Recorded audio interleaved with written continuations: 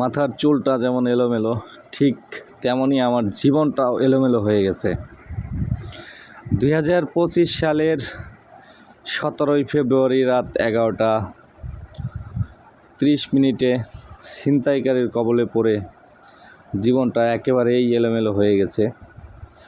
তো জানি না মহান আল্লাহ তাআলা কবে ফুলফিল সুস্থ করে দিবেন।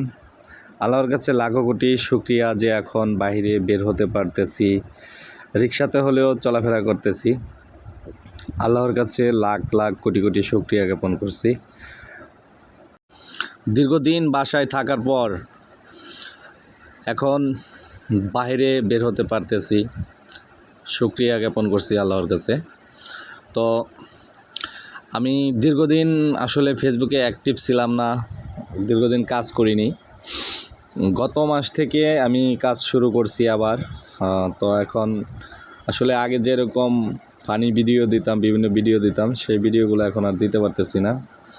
এখন শুধু যেগুলো সহজ এবং নিজের ভিডিওগুলো করা সম্ভব সেই সব ভিডিওগুলো দিচ্ছি। তো বন্ধুরা, আজকে আমি যাচ্ছি ডাকবাংলোতে। ডাকবাংলো হচ্ছে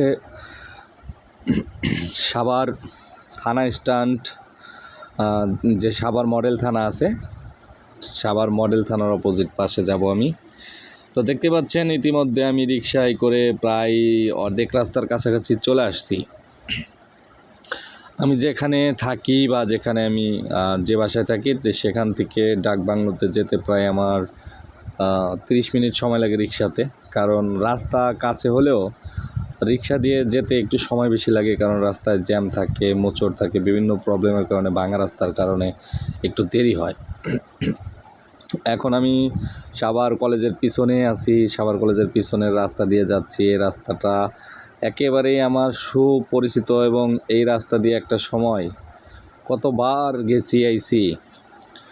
তো কলেজ লাইফে সাভার কলেজে যেহেতু পড়ালেখা করেছি, তো এই রাস্তা ধরে হেঁটে হেঁটে অনেক গেছি আইছি।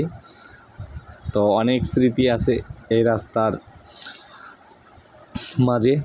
এখানে সেই পুরনো বন্ধু বান্ধব সবাই মিলে একসাথে কলেজে যেতাম এবং আসতাম।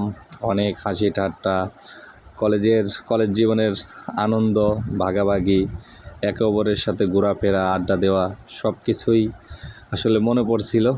তো আসলে কাছের বন্ধুগুলো এখন দূরে, অনেকেই জব নিয়ে ব্যস্ত, অনেকেই ব্যবসা বাণিজ্য নিয়ে ব্যস্ত। তো সবার সাথে আর আগের মতো দেখাও হয় না। এ রাস্তাতে ঢোকার পরেই সবগুলো বন্ধুর নাম মনে পড়ছিল, আর সবাইকে অনেকটা মিস করছিলাম। আমার বন্ধুরা যদি এই ভিডিওটা দেখে থাকে অবশ্যই সবাই আফসোস করবে।